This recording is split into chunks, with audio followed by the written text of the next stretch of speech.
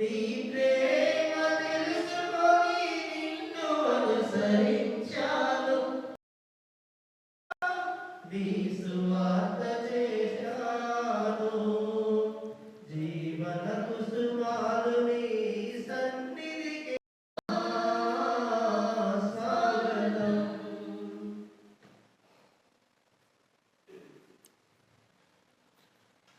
క్రీస్తుని అడుగుజాడలలో నడిచిన పునీతుల ఆత్మలు స్వర్గమందు సంతసించుచున్నవి. క్రీస్తుని పట్ల వారికి ఉన్న ప్రేమ వలన వారు తమ రక్తమును ధారపోసిరి. కావున క్రీస్తుతో ఏకమై వారు నిరతము ఆనందించుచున్నారు.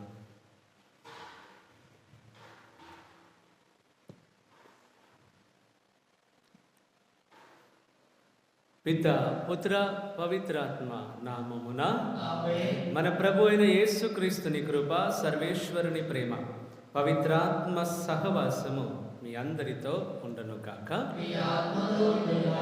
Praise lord. హల్లెలూయా, హల్లెలూయా. క్రీస్తునాథుని యందు ప్రియమైన దేవుని బిడ్డలారా, ఈరోజు పట్టణాలలో మనం గమనిస్తే ఉపవాసం గురించి, ఎందుకనంటే ఈ రోజున తపస్కాలం ప్రారంభించిన తర్వాత మొదటి శుక్రవారంలో మనం ప్రవేశించి ఉన్నాం. ఈనాటి మొదటి పట్టణం, సువిశేష పట్టణం, ఉపవాసం గురించి మాట్లాడుతూ ఉన్నది. మనం ఎట్లాంటి ఉపవాసం చేయాలి, ఏ ఉపవాసం ప్రభువుని సంతోషపెట్టేదిగా ఉంటుంది. ఉపవాసం అని అంటే కేవలం శరీరానికి సంబంధించింది కాదు, శరీరానికి మాత్రమే సంబంధించింది కాదు. ఉపవాసం అనేది మన ఆధ్యాత్మిక జీవితానికి సంబంధించింది. మనం ఎట్లా ఉండాలి, ఎలాంటి ఉపవాసం ప్రభు ఇష్టపడతాడని ఈరోజు మొదటి పట్టణంలో మనం వినబోతూ ఉన్నాం. అలాగే సువిశేష పట్టణంలో కూడా ప్రభు చెప్తాడు, నేను ఉన్నంత వరకు ఉపవాసం చేయాల్సిన అవసరం లేదు, కానీ వాళ్ళకి ఆ శిష్యులు ఉపవాసం చేసే రోజులు వస్తాయి అని చెప్పాడు. అంతేగాని ఉపవాసం వద్దు అని చెప్పలేదు. ఈ కొద్ది కాలం ఉపవాసం చేయాల్సిన అవసరం ఉండదు, కానీ తర్వాత ఉంటుంది అని ప్రభు చెప్పాడు. అందుకే ఉపవాసం గురించి అంత ప్రత్యేకత ఈరోజు పట్టణాలలో మనం చూస్తూ ఉన్నాం. కనుక మనం చేస్తున్నటువంటి ఉపవాసం ప్రభునికి దగ్గర అయ్యేదిగా ఉండాలి. ఆధ్యాత్మికంగా నేను ప్రభునికి దగ్గర అయ్యే స్థితిగా నేను ఉండాలి. కానీ ఆ ఉపవాసం ప్రభునికి ఇష్టం లేనిదిగా ఉండదు. ఎందుకంటే పేరుకి ఉపవాసం అని చెప్తూ నా జీవితాన్ని మార్చుకోకుండా ఉంటే నేను చేస్తున్న ఉపవాసానికి అర్థం అనేది ఉండదు. ఈరోజు తిరుసభ మనకిస్తున్నటువంటి పునీతులు ఒక ఇద్దరు పునీతులు, పర్పెతువా ఫెలిసిటీ అని వీరిద్దరు ఆడవారు అట్లాగే కన్యలను చెప్పవచ్చు. అంటే చిన్న వయసులో ఉన్నటువంటి వారు, పెళ్ళి అయిన వారే చిన్న వయసులో ఉన్నటువంటి వీరు 3వ శతాబ్దం ఆఫ్రికా దేశానికి చెందినటువంటి వీరిద్దరు, పర్పెతువా ఫెలిసిటీ. వీరిద్దరిని కూడా ఆ రోజుల్లోని వారు ఎట్లా అంటే మనలాగా సెల్ ఫోన్ లేవు, అట్లాగే రాయటం ఇవన్నీ లేదు కాబట్టి మాట ప్రచారం ఎక్కువ చేసేవారు. క్రీస్తు ప్రభు గురించి ఎక్కువగా మాట ప్రచారం చేసేవాళ్ళు. వీళ్ళ మాటలు విని మారిన వాళ్ళు చాలామంది ఉన్నారు ఆ రోజుల్లో. వీళ్ళు చెప్తున్నటువంటి మాటల వలన ఈ పర్పెతువా అనే ఆమె ఒక ఉన్నత కుటుంబానికి చెందినటువంటిది. ఆమె దగ్గర పనిచేస్తున్నటువంటి బానిస అనొచ్చు. ఆ రోజుల్లో బానిసలు ఎక్కువగా ఉండేది కాబట్టి ఆ బానిస ఈ ఫెలిసిటీ. వీరిద్దరు కూడా వారు ఇట్లా బానిస అట్లాగే యజమానురాలు ఇట్లాంటి భేదాలు ఏమీ లేకుండా ఇద్దరు కలిసి క్రీస్తుని నమ్మినటువంటి వీరు, వారికి తెలిసినటువంటి వారు నమ్మినటువంటి క్రీస్తు ప్రభుని గురించి ఎంతోమందికి తెలియజేస్తూ ఉంటే ఈ విషయం చక్రవర్తికి తెలిసింది. ఆ దేశాన్ని పాలిస్తున్న చక్రవర్తికి తెలిసి, ఎందుకనంటే చక్రవర్తి అనేవాడు ఎవరైనా క్రీస్తుని నమ్మారు అని తెలిస్తే ముందుగా వాళ్ళని అడుగుతాడు, మీరు ఆ నమ్మకాన్ని వదిలిపెడతారా, బయటకు వస్తారా, మేము చూపించిన విగ్రహాలని మీరు ఆరాధన చేస్తారా? ఒకవేళ చేస్తే వీళ్ళు బ్రతికిపోతారు, లేదు మేము ఇట్లాగని ఉంటాము అని అంటే తప్పకుండా వాళ్ళకు మరణశిక్ష విధిస్తున్న ఒక కఠినమైన క్రూరమైన రోజులు ఆ రోజులు. ఈ పర్పెతువా గారి యొక్క తండ్రి గారు అదే రాజ ప్యాలెస్లో పనిచేస్తున్నటువంటి వ్యక్తి విగ్రహారాధికుడు. ఆయన బాగా కఠినమైన విగ్రహారాధికుడు అనమాట. అట్లాంటి ఆయన కూడా వచ్చి ఎన్నోసార్లు చెప్పినా వినలేదు. ఈ వీరిద్దరిని కూడా పర్పెత్వ ఫెలిసిటీ వీరిద్దరిని కూడా బంధించి జైల్లో వేశారు. ఆ సమయంలో పర్పెత్వ గారికి ఒక చిన్న బిడ్డ ఉన్నారు. అట్లాగే ఫెలిసిటీ గారు నిండు చూలాలన్నమాట. ఆమె ప్రసవానికి దగ్గరగా ఉన్నటువంటి స్త్రీ. వీరిద్దరిని కూడా జైల్లోని ఒక చీకటి గదిలో ఆమె రాసుకున్నారనమాట. పర్పెత్వ గారు డైరీలో ఏమని రాశారంటే, నా జీవితంలో మొట్టమొదటిసారి ఇంత చీకటిని నేను చూస్తున్నాను, ఇంత కఠినమైన చీకటిని చూస్తూ మొరటుగా ప్రవర్తిస్తున్నటువంటి సైనికుల ప్రవర్తన, కనీసం తినడానికి కూడా తిండి ఇవ్వని పరిస్థితి. అట్లాంటి పరిస్థితుల నుంచి ఒకరోజు వాళ్ళని ఒక మంచి స్థలానికి, అంటే మంచి స్థలం అని అంటే ఆ జైల్లోనే ఇంకొద్దిగా బెటర్ స్థలానికి తీసుకెళ్ళడం, అక్కడ కొడుక్కి పాలు ఇచ్చే అవకాశం దక్కింది. తర్వాత వీరిద్దరి దగ్గరికి ఎప్పుడు కూడా వాళ్ళ పెర్పెత్వ గారి యొక్క తండ్రి గారు వచ్చి చెప్తూ ఉండేవారు, ఎప్పుడు బతిమలాడేవాడు, వచ్చి నువ్వు వదిలిపెట్టు, నీకు విడుదల దొరుకుతుందని చెప్తే ఆమె పర్పెత్వ గారు చెప్తారు ఏమిటనంటే, నాన్న ఇప్పుడు ఒక పాత్ర ఉందంటే ఆ పాత్ర అదే అవుతుంది కానీ వేరొక పాత్ర అవ్వదు కదా, అట్లాంటిది నన్ను మారమని నువ్వు చెప్తున్నావనంటే అది ఎప్పటికీ జరగని పని అని ఎన్నోసార్లు ఇదే మాటని వాళ్ళ నాన్నగారి దగ్గర చెప్పింది, చక్రవర్తి ముందు చెప్పింది, కోర్టులో కూడా అదే మాట చెప్పింది. నేను క్రీస్తుని నమ్ముకున్నాను, ధైర్యంగా నిలబడింది ఆ రోజు. అట్లా నిలబడిన తర్వాత వాళ్ళిద్దరికీ కూడా మరణశిక్ష. ఎట్లాంటి మరణశిక్ష అంటే, ఆమె ఈ పాత రోజుల్లోని కొలోసియం అనే ఒక ప్రదేశం ఉంటుంది. అంటే మీకు మనందరికీ అర్థమయ్యే రీతిలో ఒక స్టేడియం లాగా ఉంటుంది. స్టేడియంలోని మనం చుట్టూ ప్రజలు కూర్చున్నట్లు ఆ గ్రౌండ్లో ఎట్లాగైతే ఆటలు ఆడతారు, అట్లాగే ఆ రోజు ఆట ఏంటనంటే క్రూర జంతువులను వదిలిపెడతారు. ఈ ఎవరైతే క్రీస్తుని నమ్ముకున్నారో వాళ్ళని అక్కడ వదిలేస్తారు. క్రూర జంతువులు వాళ్ళ మీద పడి వాళ్ళు పరిగెత్తుతూ ఉంటే వీళ్ళు ఇవి చంపేసి తింటూ ఉంటే అదే వినోదం. దాన్ని చుట్టూ ఉన్న ప్రజలు చూసి ఆనందంగా తింటూ త్రాగుచు వినోదం, వాళ్ళకదే గొప్ప వినోదం అనమాట. అట్లాంటి ఒక శిక్షను వాళ్ళకి అమలుపరిచారు. ఆ శిక్షకు వెళ్ళడానికంటే ముందు ఈ ఫెలిసిటీ గారు ఒక దర్శనాన్ని చూశారు. ఆ దర్శనంలో ఏమిటనంటే, ఈమె పరలోకం దగ్గరికి వెళ్ళింది. అక్కడికి వెళ్ళిన తర్వాత ఒక నిచ్చెనెక్కి పరలోకం వెళ్ళిన తర్వాత అక్కడ గొర్రెల కాపరిగా ఉన్నటువంటి క్రీస్తు దర్శనమిచ్చి, రా నా కుమార్తె, నీ హృదయపూర్వక స్వాగతం అని చేయి పట్టుకొని పరలోకానికి తీసుకుపోతున్న దర్శనం చూసిన తర్వాత ఆమె ఇంకా బలంగా విశ్వాసంలో ఉన్నది.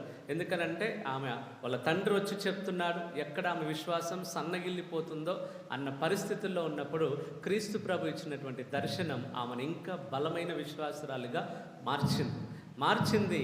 వారిద్దరిని కూడా చాలామంది వారితో పాటు ఇంకా ఉన్నారు. వీరిద్దరిని క్రూర మృగాల దగ్గర ఉంచినప్పుడు అద్భుత రీతిలో ఆ క్రూర మృగాలు అన్నీ కూడా వచ్చి వీళ్ళ దగ్గరకు వచ్చి సాధు జంతువుల్లాగా మారిపోయి ఏమీ చేయట్లేదు. సాధారణంగా క్రూర జంతువులకు అన్నం పెట్టకుండా ఉంచినప్పుడు వెంటనే మీద పడేసి చంపేస్తాయి. కానీ వీళ్ళిద్దరూ అట్లా వాటి ముందుకు వెళ్ళినప్పుడు ఆ క్రూర మృగాలు ఏమీ చేయలేకపోయాయి. అట్లా వచ్చి సాధు జంతువులుగా ఉన్నాయి. వాళ్ళ దగ్గరకు వచ్చి అట్లా కూర్చున్నాయంట. వాళ్ళ దగ్గరకు వచ్చి అట్లా కూర్చున్న వెంటనే మిగిలిన వారంతా ఆశ్చర్యపోయారు. ఈ సైనికులు తట్టుకోలేక వాళ్ళు ఏం చేశారనంటే వచ్చి వీరిద్దరిని దానికంటే ఒక 2 రోజులు ముందుగానే ఫెలిసిటీ కూడా ప్రసవించింది. సాధారణ గర్భంతో ఉన్నప్పుడు శిక్ష అమలు ఉండదు, కానీ ఒక 3 రోజుల ముందే ఈమె ప్రసవించడం వలన శిక్ష కంటిన్యూ అయింది. వీరిద్దరు అక్కడికి వచ్చినప్పుడు ఆ క్రూర మృగాలు అట్లా ఉన్న పరిస్థితుల్లోని కొంతమంది సైనికులు వచ్చి కత్తులు తీసుకొని వీరిద్దరు తలలు కూడా నరికేసి చంపేశారు.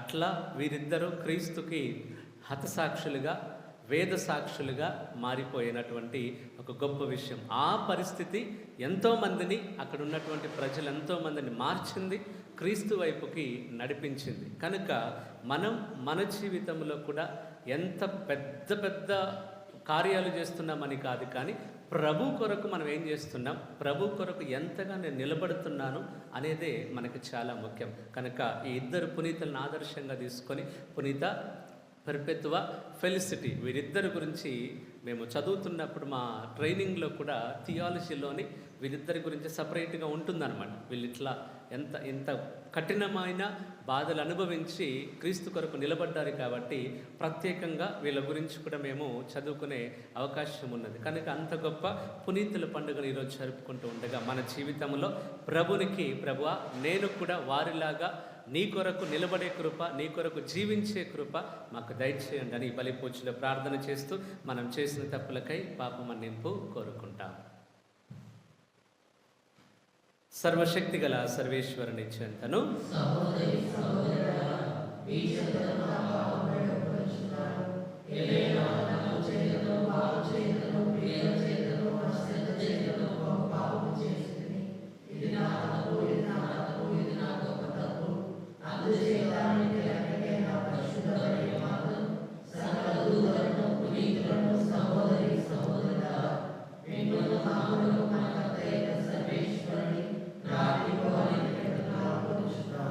సర్వశక్తి గల సర్వేశ్వరుడు మనకు దయ చూపి మన పాపములను మన్నించి మనల్ని నిత్య జీవితమునకు చేర్చునుగాక. ప్రభువా దయచూపము, క్రీస్తువా దయచూపము, ప్రభువా దయచూపము. ప్రార్థించుదము. ఓ ప్రభువా మమ్ము కనికరింపము.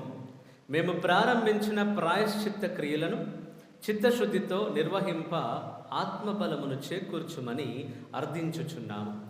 మేము ఆచరించు శారీరక ఉపవాస క్రియలు మా అంతరంగములను శుద్ధి చేయనట్లు మాకు అనుగ్రహింపము.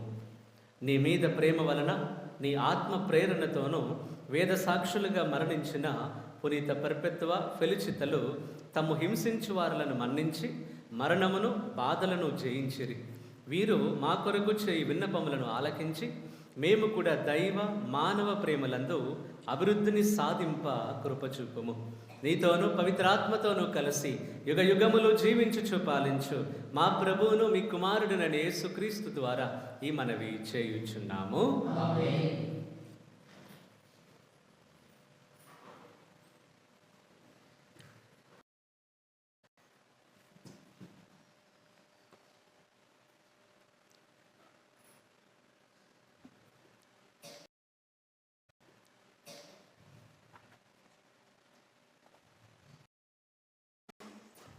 యెషయా గ్రంథము 58వ అధ్యాయము 9వ వచనం నుంచి 1వ వచనం నుంచి 9వ వచనం వరకు.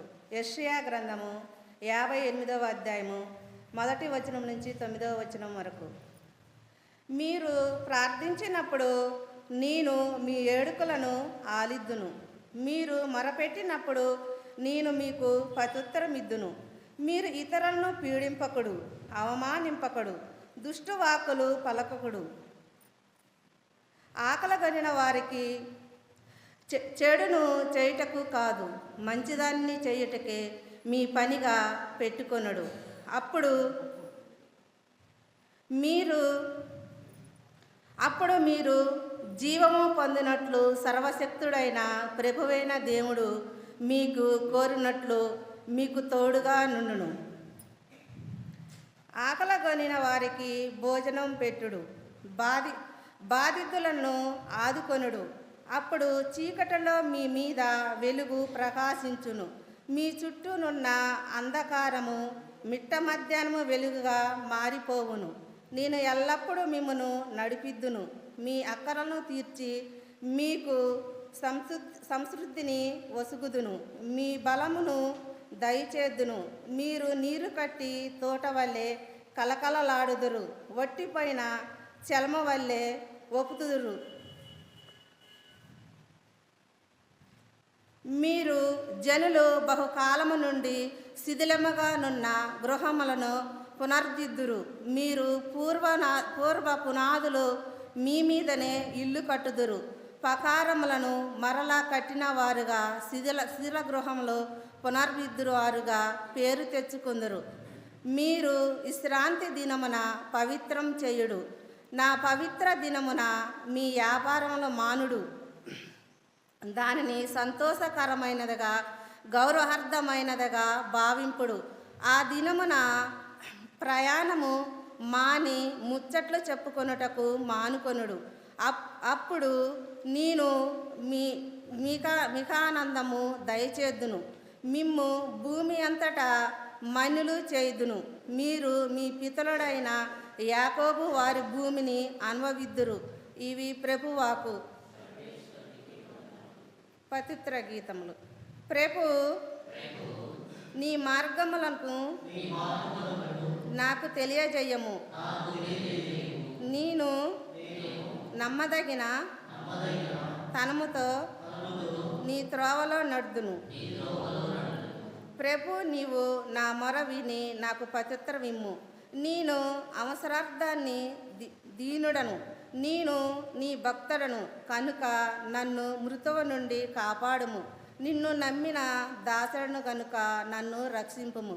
ప్రభు, నీ మార్గములను నాకు తెలియజేయము. నేను నమ్మదగిన తనముతో నీ త్రోవలో నడుదును. నేను దినమెల్లా నీకు మొరపెట్టుచున్నాను. నేను నీకు ప్రార్థన చేయుచున్నాను కనుక నీ దాసుని సంతోషిద్దునని చెయ్యుము. తనముతో నీ త్రోవలో నడుదును.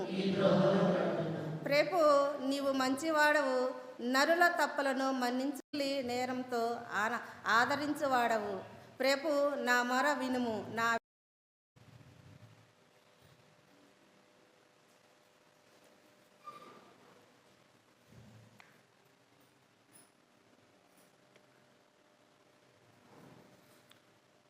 ప్రభువు మీతో ఉందురుగాక.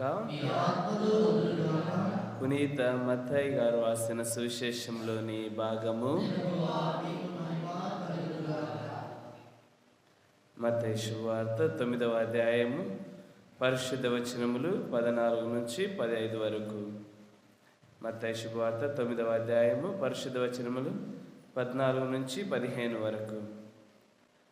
ఆ కాలములో యోహాను శిష్యులు యేసును సమీపించి, మేము పరిసయ్యులు కూడా తరచుగా ఉపవాసముందురు, కానీ మీ శిష్యులు ఎన్నడూ ఉపవాసము ఉండరేలా అని ప్రశ్నింపగా, పెండ్లి కుమారుడు ఉన్నంత కాలము పెండ్లికి వచ్చిన వారు ఏల శోకింతురు. పెండ్లి కుమారుడు వారి వద్ద నుండి కొనిపోబడి దినములు వచ్చును, అప్పుడు వారు ఉపవాసము చేయుదురు. ఇది క్రీస్తుని సువిశేషము.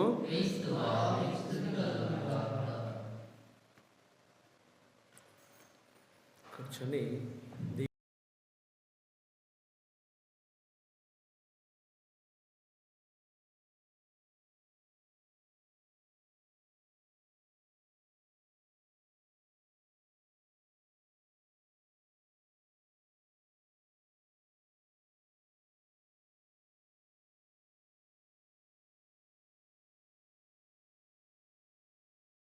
శుభ కరుణానా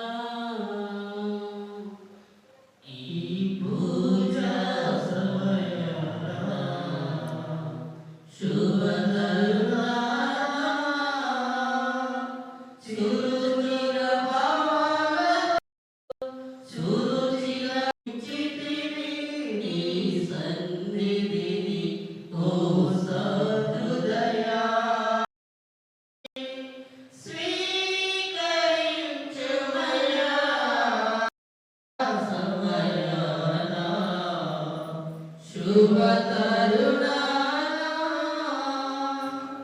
సహోదరి సహోదరులారా, నేనును మీరును అర్పించుచున్న ఈ బలి సర్వశక్తి గర్భిత అయిన సర్వేశ్వరునికి అంగీకారమగినట్లు ప్రార్థింపము.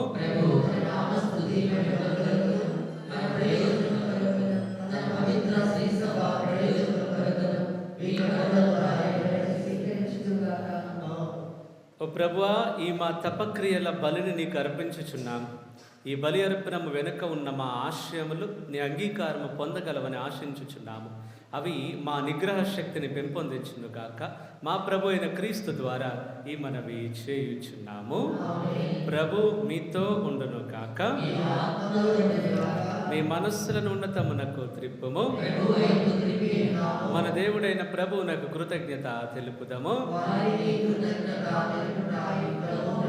ప్రభు అయిన దేవ, పావన పిత, సర్వశక్తి గల నిత్య సర్వేశ్వర, మేము ఎల్లప్పుడూ ఎచ్చోటను నీకు కృతజ్ఞతావందనములు చెల్లించుట యుక్తము, న్యాయము, ధర్మము, రక్షణదాయకము.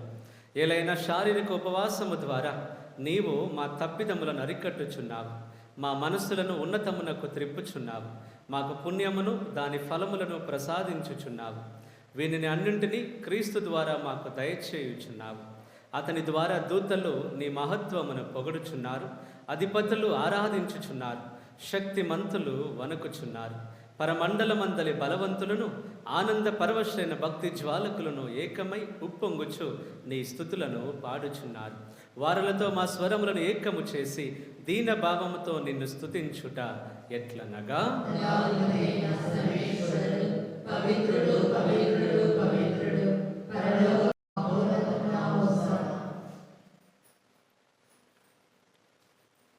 ఓ ప్రభువా, నీవు నిక్కముగా పవిత్రుడవు, సర్వ పవిత్రతకు ఊటయు నీవే. కనుక నీ పవిత్రాత్మ ద్వారా కానుకలను పరిశుద్ధపరచ బ్రతిమాలుచున్నాము. ఈ విధమునివి మా కొరకు మా ప్రభు అయిన యేసుక్రీస్తుని శరీర రక్తములు అగునుగాక.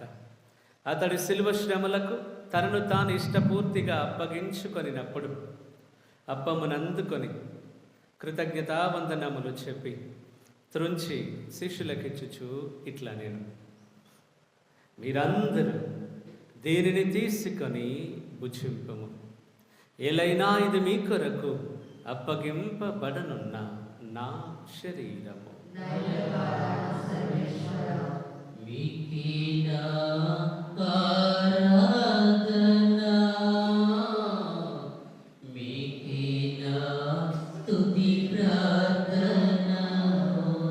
ఆ విధమునే భోజనానంతరము పాత్రమును అందుకొని మరలా మీకు కృతజ్ఞతావందనములు చెప్పి శిష్యులకిచ్చుచు ఇట్లా నేను, మీరందరూ దీనిని తీసుకొని దీని నుండి పానము చేయుడు. ఎలైనా ఇది నూతన నిత్య నిబంధన యొక్క నా రక్తపు పాత్రము. ఇది మీ కొరకును అనేకుల కొరకును పాప పరిహారమునకై ధారవోయబడును. దీనిని నా జ్ఞాపకార్థము చేయుడు.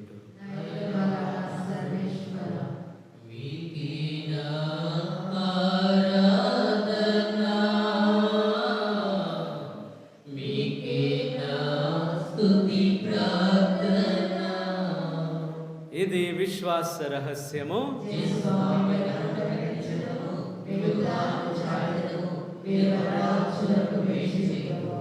కనుక తండ్రి, క్రీస్తు మరణమును ఉత్థానమును స్మరించుచు జీవమునొసగి అప్పమును రక్షణ పాత్రమును నీకు సమర్పించుచున్నాము. నీ సముఖమును నిలిచి నీకు పరిచర్య చేయుటకు మమ్ము పాత్రలనుగా చేసినందుకు నీకు వందనములు తెలుపుచున్నాము.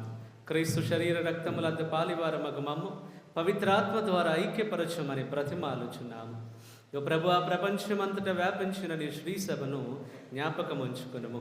మా ఫ్రాన్సిస్ జగద్గురువును, మా దమన్ కుమార్ పీఠాధిపతులను, గురువులందరితో పాటు మమ్మను నీ ప్రేమ యందు పరిపూర్ణులను చేయుము. ప్రభువా, మా గురు నిలయ నిర్మాణంలో మాకు తోడుగా ఉండి నడిపించమని ఈ శుక్రవారం రోజున ప్రభువా మేము నీకు దగ్గరగా నిజమైన ఉపవాసం ఆచరించే కృప మాకు దయచేయము. ఉత్థానమగుదమున నమ్మికతో చనిపోయిన మా సహోదరి సహోదరులను, నీ కనికరమందు చనిపోయిన వారందరినీ జ్ఞాపకం ఉంచుకొనము. వారిని నీ దివ్య ప్రకాశములోనికి చేర్చుకొనము. మా అందరిపై దయచూపి దేవుని కన్నెతల్లియకు మరియమాతతోను, ఆమె భర్త యొక్క పునీత యోసేపు గారితోను, పునీత అపోస్తలులతోను, పునీత పరిపెత్తవ ఫెలిసిటీ గారితోను, ఆది నుండి నీకు సేవ చేసిన పుణ్యాత్ములందరితోనూ మాకు నిత్య జీవితములో భాగమును దయచేయము.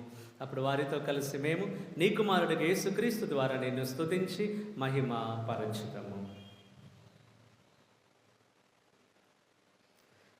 క్రీస్తు ద్వారా, క్రీస్తుతో, క్రీస్తునందు సర్వశక్తి గల పితయైన సర్వేశ్వర, పవిత్రాత్మతో ఏకమయుండు మీకు యుగ యుగములు గౌరవ మహిమలు కలుగునుగాక.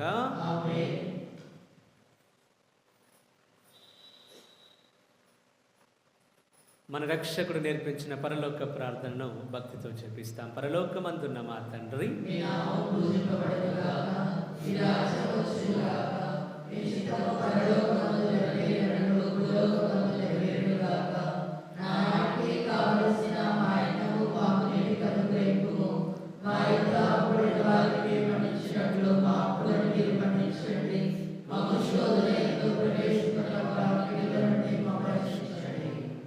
ప్రభు, అన్ని కీడుల నుండి మమ్మ రక్షింపము. మా ఈ రోజులలో మాకు శాంతిని ప్రసాదింపము. నీ దయానుగ్రహం వలన పాపము నుండి మమ్మ విముక్తులను చేసి అన్ని కలతల నుండి సర్వదా కాపాడము. మేము మోక్షానందమును మా రక్షకుడైన యేసుక్రీస్తు ఆగమమును నిరీక్షించుచుందుము.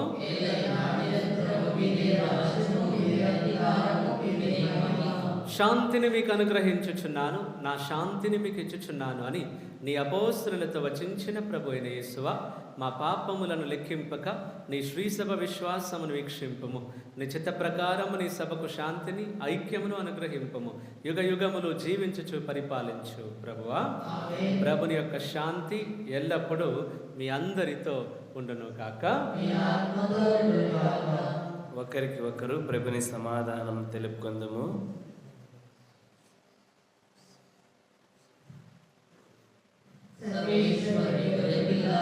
లోక పాపములను పరిహరించిన ప్రభువా, మాకు దయ చూపండి. సర్వేశ్వరుని గొర్రెపిల్ల, లోక పాపములను పరిహరించిన ప్రభువా, మాకు దయ చూపండి.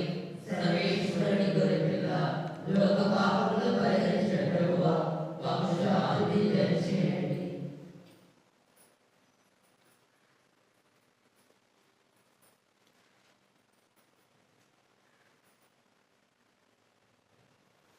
ఇదిగో సర్వేశ్వరుని గొర్రెపిల్ల, ఇదిగో లోక పాపములను పరిహరించు ప్రభు. ఈ ప్రభు విందుకు పిలువబడిన మనందరము ధన్యులము.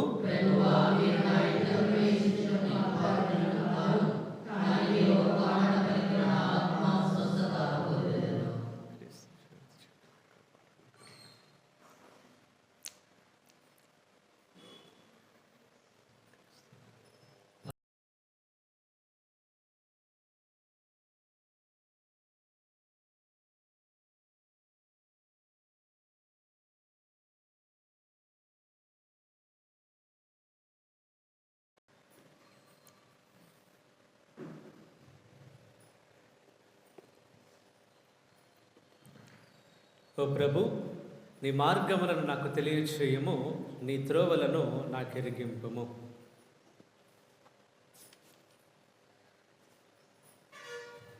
ప్రార్థించుదము.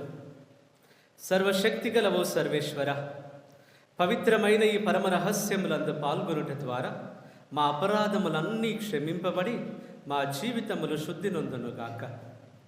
నీ కనికరం వలన లభించు ఫలములకు మేము అర్హులమగుదుము గాక.